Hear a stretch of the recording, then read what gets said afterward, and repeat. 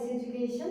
Here I am your chemistry teacher Kajal ma'am, and today we are going to teach about solution, जो कि हमारा class 12 का first chapter है और unit 1 भी हम बोल सकते हैं।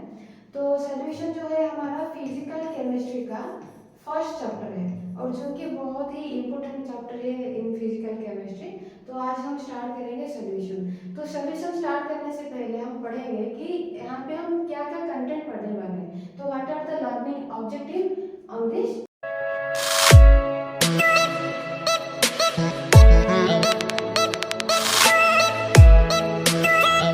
Types of solution. तो सॉल्यूशन फर्स्ट ऑफ ऑल है क्या। नेक्स्ट देखेंगे कि एक्सप्रेशन कंसंट्रेशन ऑफ सॉल्यूशन। तो सॉल्यूशन का कंसंट्रेशन हम किस तरह से एक्सप्रेस कर पाएंगे या फिर किस तरह से हम कैलकुलेट कर पाएंगे। तो डिपेंडिंग अपॉन दैट हम qualitative analysis and quantitative analysis पढ़ेंगे। उसके बाद जो है solubility solid and gases in liquid. क्योंकि देखो जब भी हम सॉल्यूशन के बारे में सोचते हैं ना तो सॉल्यूशन का मतलब होता है हमारे दिमाग में आ जाता है कि हाँ सॉल्यूशन मतलब कि लिक्विड सॉल्यूशन होता है, बट ऐसा नहीं होता। सॉल्यूशन डिफरेंट काइंड से भी हो सकते हैं, लाइक सॉलिड सॉल्यूशन हो सकते हैं, गैसेस सॉल्यूशन हो सकते हैं। तो उसके हिसाब से हम सॉल्युबिलिटी पढ़ेंगे कि सॉलिड एंड गैसेस कैसे सॉल्युबल होते हैं लिक्विड के अंदर। नेक्स्ट जो है हमारा वेपर प्रेशर ऑफ सॉल्यूशन, वो ये भी हम डिटेल में पढ़ेंगे। Next ideal and non ideal solution जो कि डिपेंड करता है vapour pressure and Raoult's law के ऊपर, उसको भी हम डिस्कस करेंगे। नेक्स्ट जो है बहुत ही इंपॉर्टेंट है यहाँ पे qualitative properties and determination of molar mass, जो कि हमारा चार क्वालिटेटिव प्रॉपर्टी है उसको भी हम पढ़ेंगे यहाँ पे। नेक्स्ट जो है हमारा अबनॉर्मल क्वालिटेटिव प्रॉपर्टीज या फिर जिसको हम वेक्टर्स फैक्टर बोलते हैं। तो चलिए स्टार्ट करते हैं। तो फर्स्ट जो है हमारा सॉल्यूशन। तो सॉल्यूशन क्या है ये हम लोअर क्लासेस में भी पढ़ चुके हैं कि सॉल्यूशन होता क्या है। तो सॉल्यूशन क्या है, it is a homogeneous mixture. तो होमोजेनियस, तो होमो मतलब क्या होता है, होमो मतलब होता है सेम और जीनियस का मतलब होता है, जीनियस का मतलब होता है यहाँ पे फेज, फेज बोल सकते हो या तो फिर स्टेट भी हम यहाँ पे बोल सकते हैं। इसका मतलब है कि अगर कोई भी एक सॉल्यूशन जो है वो मिक्स होने के बाद, मतलब जहाँ पे सॉल्यूट और सॉल्वेंट मिक्स होने के बाद जो एक सॉल्यूशन बनता है उसका अगर कंपोजिशन सेम होता है, यूनिफॉर्म होता है, या फिर अगर वो प्रॉपर्टी जो है वो आइडेंटिकल मतलब कि सेम प्रॉपर्टी वो शो करता है तो उसको हम बोलते हैं एक होमोजेनियस सॉल्यूशन। जैसे कि एक एग्जांपल हम ले सकते हैं, लाइक अगर हम लेते हैं सॉल्ट सॉल्यूशन। तो सॉल्ट यहाँ पे देखो अगर एक सॉल्यूशन हम लिए मतलब कि एक सॉल्वेंट लिए हैं, सॉल्वेंट जो है हमारा वाटर है और यहाँ पे हम कुछ आर लिए सॉल्ट या तो फिर कुछ शुगर ले लो और जो कि है हमारा सॉल्यूट। जब सॉल्ट एंड शुगर डिजल्व हो जाते हैं वाटर के अंदर तो वो कंप्लीट डिजल्व हो जाता है। तो यहाँ पे पूरा जो सॉल्यूशन अभी बना है तुम्हारा सॉल्ट या तो फिर शुगर का सॉल्यूशन, वो जो प्रॉपर्टी तुम्हारा शो करेगा, यहाँ से थोड़ा सा भी पार्ट तुम अगर सॉल्यूशन लेके आओगे तो वो भी सेम ही प्रॉपर्टी तुम्हारा शो करेगा। इसका मतलब है कि वो यूनिफॉर्म कंपोजिशन होता है, मतलब कि थ्रू आउट द सॉल्यूशन तुम्हारा सॉल्ट और जो शुगर जो है वो कंप्लीट डिजल्व हो चुका है और जो प्रॉपर्टी जो होगा वो सेम ही वो शो करेगा। तो वही होता है हमारा होमोजेनियस मिक्सचर। ओके, तो नेक्स्ट देखो कि एक सॉल्यूशन, तो सॉल्यूशन बनता कैसे है, अभी जैसे मैं बोली तो सॉल्यूशन मतलब it is composed of solute and solvent. तो सॉल्यूट एंड सॉल्वेंट होते क्या है देखो। तो सॉल्यूट का मतलब है अगर हम मॉलिक्यूलर साइज के हिसाब से देखें तो सॉल्यूट का जो साइज होता है वो थोड़ा सा बड़ा होता है, लार्ज होता है। अगर सॉल्वेंट का देखें तो वो जो उसका जो साइज होता है वो थोड़ा सा स्मॉल होता है। बट अगर क्वांटिटी के हिसाब से देखें तो सॉल्वेंट का जो क्वांटिटी होता है वो थोड़ा सा कम होता है और सॉल्वेंट का जो क्वांटिटी होता है वो थोड़ा सा ज्यादा होता है। तो जो कि यहाँ पे लिखा गया है देखो, the components which is present in the large quantity. तो लार्ज क्वांटिटी में होगा तो वो सॉल्वेंट होगा और जो कि क्या डिटरमाइन करता है हमारा physical state of the solution. जैसे कि अभी मैं बोली सॉल्यूशन मतलब ओनली लिक्विड सॉल्यूशन नहीं होता, वो सॉलिड सॉल्यूशन भी हो सकता है, गैसेस सॉल्यूशन भी होता है, depending upon which type of solvent present in it, तो वो डिटरमाइन करता है हमारा फिजिकल स्टेट को। नेक्स्ट जो होता है वो देखो सॉल्यूट। तो सॉल्यूट मतलब one or more components present in solution जो कि तुम्हारा सॉल्वेंट से अलग होता है, other than solvent is known as solute, जो कि मॉलिक्यूलर साइज उसका थोड़ा सा बड़ा होता है एज कंपेयर टू सॉल्वेंट और वो कम अमाउंट में प्रेजेंट होता है इन द सॉल्यूशन। ठीक है, तो इस चैप्टर में हम जो सॉल्यूशन के बारे में पढ़ेंगे तो वहां पे क्या होगा, ओनली टू कंपोनेंट ही प्रेजेंट होगा, मतलब कि एक ही सॉल्यूट होगा और दूसरा तुम्हारा एक से ही सॉल्वेंट होगा। अगर एक सॉल्यूशन में दो ही कंपोनेंट तुम्हारे प्रेजेंट होते हैं तो उसको हम क्या बोलते हैं, बाइनरी सॉल्यूशन बोलते हैं। टर्नरी सॉल्यूशन भी हो सकता है, क्वाटरनरी सॉल्यूशन भी हो सकता है, डिपेंडिंग अपॉन कितना वहां पे कंपोनेंट प्रेजेंट है। जैसे कि हम जनरली ओआरएस पीते हैं ना, मतलब हम घर में भी बना सकते हैं, लाइक सॉल्ट ले लो, शुगर ले लो एंड वाटर के साथ, तो वहां पे तीन कंपोनेंट है तो वो टर्नरी सॉल्यूशन हो गया। बट जनरली हम इस चैप्टर में ओनली बाइनरी सॉल्यूशन के बारे में पढ़ेंगे, ठीक है। नेक्स्ट चलते हैं हम, तो देखो टाइप्स ऑफ सॉल्यूशन, जैसे कि अभी मैं बोली depending upon which type solvent is present in the solution, तो वहां पे डिफरेंट टाइप के सॉल्यूशन हो सकते हैं। तो जैसे कि देखो अभी यहाँ पे हो गया हमारा solid solution, next liquid solution, third जो है हमारा गैसियस सॉल्यूशन। तो देखो यहाँ पे जो सॉल्वेंट जो है सॉलिड सॉल्यूशन के लिए सॉल्वेंट जो है वो फिक्स है, तो वही वो डिटरमाइन करता है कि वो किस टाइप का हमारा सॉल्यूशन देता है, तो वो हो गया हमारा सॉलिड सॉल्यूशन। तो फर्स्ट देखो ये तुम्हारा बहुत ही इंपॉर्टेंट है क्योंकि यहाँ से 1 मार्क का क्वेश्चन भी आ जाता है, तो ये टेबल को पूरा थोरोली याद रखना पड़ेगा, बुक में भी दिया गया है और यहाँ पे भी हम देखते हैं कि देखो सॉल्यूट, सॉल्यूट अगर तुम्हारा सॉलिड है और सॉल्वेंट तुम्हारा सॉलिड है, तो इसको हम क्या बोलेंगे, solid, solid in solid solution. तो यहाँ पे याद रखने का एक इजी तरीका ये है कि यहाँ पे सॉल्यूट क्या है और सॉल्वेंट क्या है। तो देखो अगर जो भी तुम्हारा इन के बाद आता है, इन के बाद जो भी आएगा वो तुम्हारा क्या होगा, सॉल्वेंट ही होगा, और इन के पहले जो आएगा वो तुम्हारा क्या होगा, सॉल्यूट होगा। क्योंकि बहुत सारे बच्चे मतलब कंफ्यूजन हो जाते हैं कि लिक्विड इन लिक्विड सॉल्यूशन क्या मतलब क्या होता है, गैस इन लिक्विड क्या है, लिक्विड इन गैस क्या है। तो वहां पे हमको इजी याद रखने का तरीका ये है कि इनके बाद जो होगा वो सॉल्वेंट होगा और इनसे पहले जो होगा वो हमारा सॉल्यूट होगा, ठीक है। तो फर्स्ट एग्जांपल हम देखते हैं solid in solid solution, solid in solid solution. तो देखो हम एग्जांपल ले सकते हैं एनॉल, एनॉल का मतलब क्या होता है, जो कि हमारा एक मेटल हो सकता है, एक मेटल प्लस एक मेटल का कंपोजिशन हो सकता है, या तो फिर मेटल और एक नॉन मेटल का कंपोजिशन हो सकता है।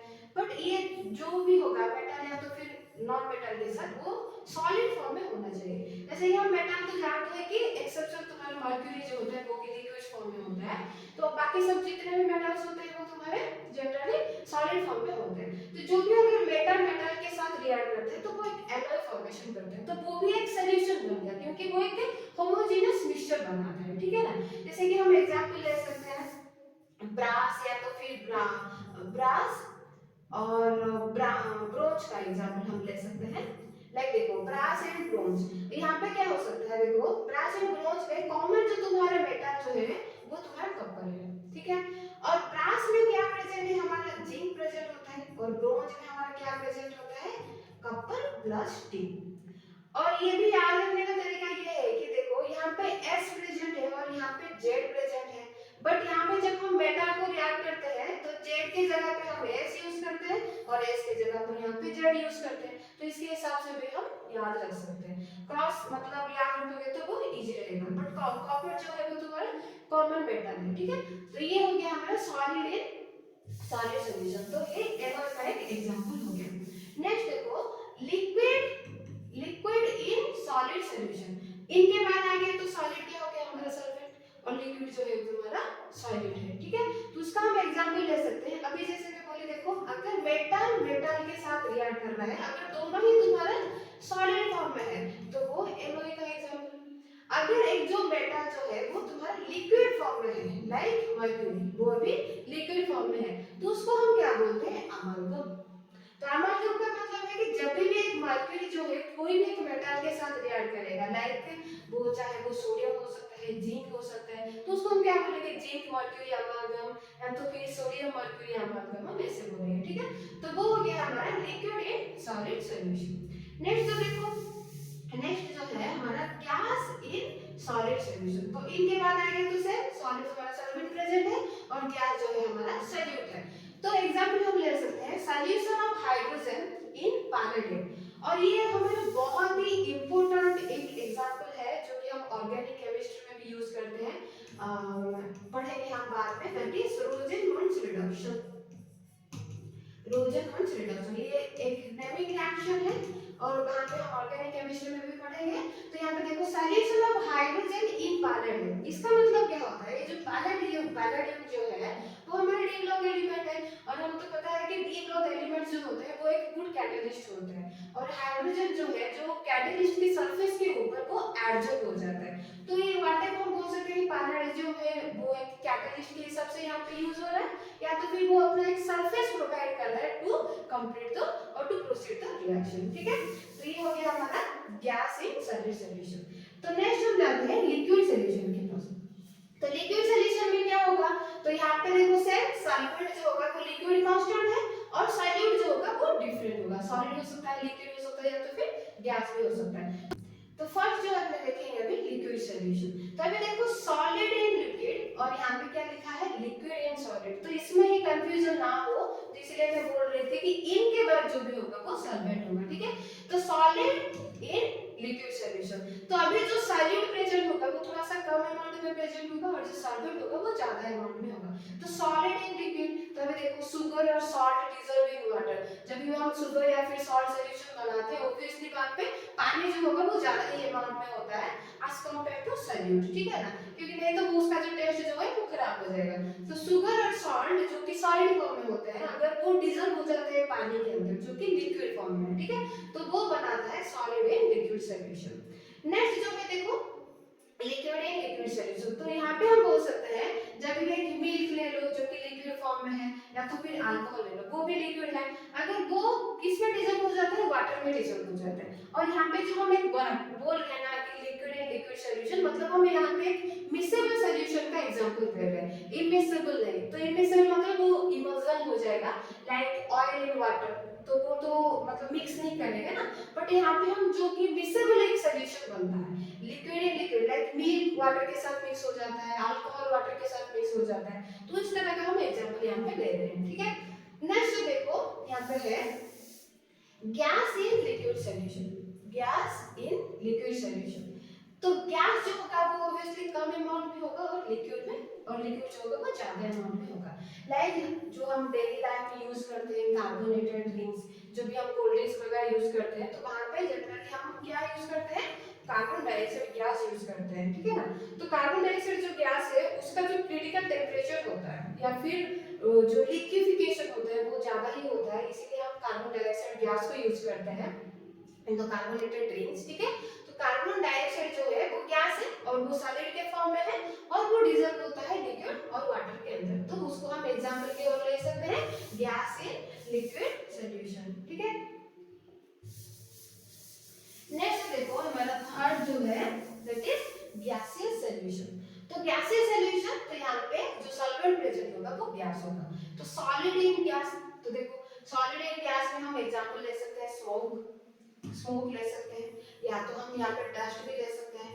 जनरली हम एटमॉस्फेयर में क्या देखते हैं कि छोटे-छोटे जो डस्ट पार्टिकल्स होते हैं, या फिर स्मोक करने से जो तुम्हारा डस्ट जो कार्बन अनबर्न कार्बन जो निकलता है वो क्या होता है हमारा सॉलिड फॉर्म में होता है, तो जो कि वो गैस में डिसॉल्व हुआ है, डिसॉल्व तो नहीं मतलब ज्यादा अमाउंट में गैस प्रेजेंट है, और उसमें तुम्हारा छोटे-छोटे जो सॉलिड के पार्टिकल्स हैं, तो वो होता है तुम्हारा solid and gaseous solution. Next हो गया लिक्विड इन गैस, तो देखो जो हमारा अभी विंटर के सीजन में ज्यादा अमाउंट में फॉग देखने को मिलता है, तो वो क्या होता है लिक्विड वाटर वेपर्स प्रेजेंट होते हैं ना इन एटमॉस्फेयर, तो उसका भी हम एग्जांपल ले सकते हैं लिक्विड इन गैसियस सॉल्यूशन।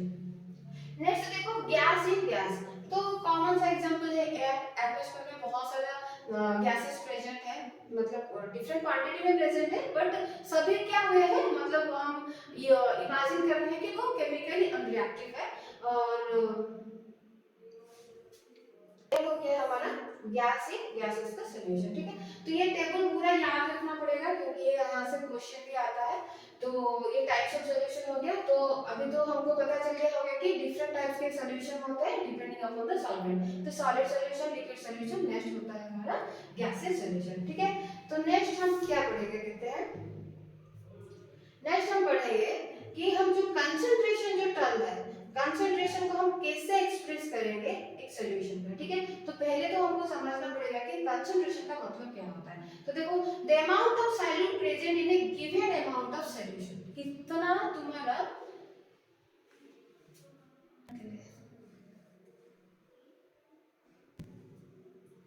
तो देखो कंसंट्रेशन का पहले हम देखेंगे कि क्वालिटेटिव एक्सप्रेशन ऑफ कंसंट्रेशन। तो क्वालिटेटिव मतलब उसके क्वालिटी के हिसाब से हम कैसे एक्सप्रेस करेंगे कंसंट्रेशन को। तो क्वालिटी मतलब कि यहाँ पे थोड़ा सा हमको समझ में आता है कि हम टेस्ट के बारे में बोल रहे हैं। तो देखो अगर एक डाइल्यूट सॉल्यूशन या तो फिर कंसंट्रेटेड सॉल्यूशन, तो टेस्ट का मतलब ये नहीं कि हम टेस्ट करके हम मतलब उसको एक्सप्रेस करेंगे कि वो कंसंट्रेटेड या फिर डाइल्यूटेड है। केमिस्ट्री में तो हम टेस्ट नहीं करेंगे, बट एक फिक्स्ड अमाउंट का जो भी है सॉल्यूट या फिर सॉल्वेंट हम उसको ऐड करेंगे, ठीक है। तो डाइल्यूट सॉल्यूशन का मतलब होता है जहां पर अमाउंट ऑफ सॉल्यूट बहुत ही कम होता है एज कंपेयर टू सॉल्वेंट। अगर अमाउंट ऑफ सॉल्वेंट बहुत ही ज्यादा है एज कंपेयर टू सॉल्यूट तो वो हो गया हमारा डाइल्यूट सॉल्यूशन। जैसे कि एक ग्लास पानी ली हूं मैं और वहां पे बस एक ही टेबलस्पून में चीनी या फिर शुगर ऐड कर दी, तो वो सॉल्यूशन जो है मतलब बहुत ही ज्यादा क्या मतलब मीठा तो नहीं लगेगा या फिर सॉल्टी भी नहीं लगेगा, तो वो हो गया हमारा क्या डाइल्यूट सॉल्यूशन, ठीक है। तो कंसंट्रेटेड सॉल्यूशन का मतलब ये होता है कि अगर हम सॉल्यूट का अमाउंट जो है वो ज्यादा लिए हैं एज कंपेयर टू सॉल्वेंट। जैसे कि आप बोल रहे थे एक ग्लास पानी लिए हैं और यहाँ पे मैं 10 स्पून शुगर या फिर सॉल्ट ऐड कर दी, तो उसके हिसाब से वो टेस्ट चेंज हो जाएगा क्योंकि वहां पे सॉल्यूट ज्यादा हो गया ना एज कंपेयर टू सॉल्वेंट, तो वो हो गया हमारा कंसंट्रेटेड सॉल्यूशन, ठीक है। तो नेक्स्ट हम जो देखेंगे that is semi qualitative expression of concentration, जो कि हम लोग क्लासेस में भी पढ़े हैं। कोई सेमी क्वालिटेटिव भी उसको हम क्लासिफाई करते हैं, तीन तरह से क्लासिफाई करते हैं, बट जनरली हम यहाँ पे दो ही पढ़ेंगे। एक होगा सैचुरेटेड, दूसरा होगा हमारा अनसैचुरेटेड सॉल्यूशन, और एक होता है सुपर सैचुरेटेड सॉल्यूशन, जो कि अभी तुम्हारा ये सिलेबस में नहीं है, सुपर सैचुरेटेड सॉल्यूशन। तो देखो ये तो क्या लिखा है हम बाद में देखेंगे, तो पहले मैं एक एग्जांपल की ओर दे रही हूँ और वहां से हम इजीली समझ पाएंगे, ठीक है। तो देखो सपोज मैं एक सॉल्वेंट ली हूँ, सपोज ले लो कि मैं वाटर ली हूँ और उसमें मैं थोड़ा सा भी चीनी ऐड कर ली, ठीक है, तो वो कंप्लीटली डिसॉल्व हो गया।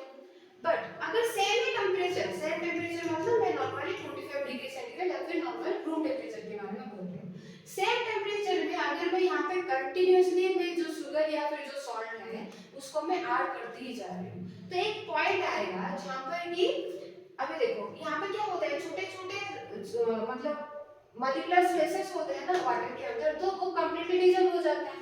बट वो जब वो भी कंप्लीट हो जाएगा उसके फर्दर वो सॉल्यूट जो है वो डिसॉल्व नहीं होगा ना, तो वो हो गया हमारा सैचुरेटेड सॉल्यूशन। जब तक वो डिसॉल्व हो रहा था वो हो गया हमारा अनसैचुरेटेड सॉल्यूशन, और उसमें थोड़ा सा स्पेसेस खाली था जहां पर कि हम फिर से ऐड किए, बट कंटीन्यूअसली जब हम सेम ही टेंपरेचर में ऐड करते ही जा रहे हैं सॉल्यूट को, बट वो फर्दर वो डिसॉल्व नहीं हो रहा है, तो उसको हम क्या बोलेंगे सैचुरेटेड सॉल्यूशन, ठीक है।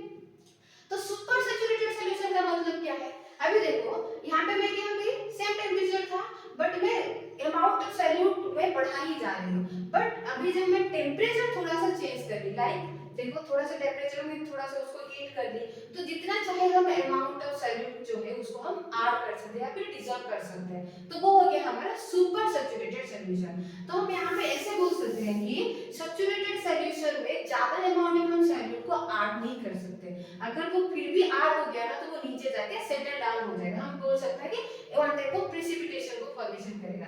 देखो it can no longer dissolve any more solute at that temperature, same temperature में वो ज्यादा अमाउंट में सॉल्यूट को डिसॉल्व नहीं कर सकता, तो undissolve chemical settle to the bottom, मतलब कि वो नीचे जाके सेटल डाउन हो जाते हैं जो कि डिसॉल्व नहीं होते, जिसको हम प्रेसिपिटेशन पे बोल सकते हैं, ठीक है।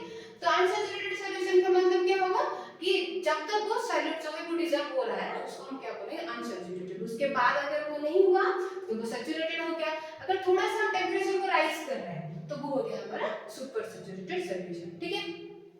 तो उसको हम अपनी कंसंट्रेशन को हम कैसे एक्सप्रेस कर रहे हैं, क्वालिटेटिव एनालिसिस के हिसाब से हम उसको एक्सप्रेस कर रहे हैं, ठीक है। तो नेक्स्ट जो हमारा लास्ट जो है कि हम कैसे एक्सप्रेशन करेंगे कंसंट्रेशन को, that is quantitative analysis of और क्वांटिटेटिव एक्सप्रेशन ऑफ कंसंट्रेशन, ठीक है। और ये जो है ये बहुत ही इंपॉर्टेंट है on the basis of numericals इसके ये पॉइंट्स। तो यहाँ तक हमारा ये सेशन खत्म होता है कि हम यहाँ पे आज क्या क्या पढ़े, टाइप्स ऑफ सॉल्यूशन के बारे में पढ़े, सॉल्यूशन क्या होता है, सॉल्यूट एंड सॉल्वेंट क्या होता है, कितने टाइप के सोल्यूशन होते हैं और सोल्यूशन को हम कैसे एक्सप्रेस करते हैं on the basis of qualitative. तो नेक्स्ट सेशन में और नेक्स्ट वीडियो में हम क्या पढ़ेंगे, क्वांटिटेटिव एक्सप्रेशन ऑफ कंसंट्रेशन। अगर यहाँ पे कुछ भी डाउट है तो आप पूछ सकते हैं कमेंट बॉक्स में। Till then thank you.